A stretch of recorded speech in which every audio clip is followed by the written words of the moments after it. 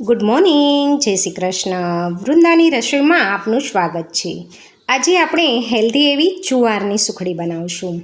એના માટે એક વાટકો ઘી લઈ અને જુવારના લોટને કડાઈની અંદર ઘી અને જુવારના લોટને સરસ રીતે સોનેરી થાય ત્યાં સુધી શેકી લેવાનું છે. ગેસની આંચ મીડિયમ જ રાખવાની છે. સરસ રીતે શેકાઈ જાય મિશ્રણ એટલે એમાં ગોળ નાખવાનું છે.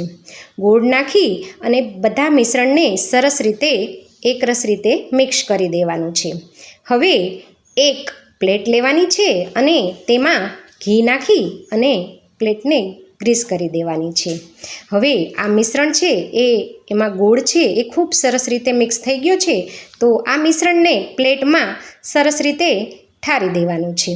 હવે આ મિશ્રણને એક બાજુ સરસ રીતે ઠરી જાય પછી તેની ઉપર કાજુ બદામની કતરણ અને કોપરાના છીણથી ગાર્નિશ કરી દેવાનું છે.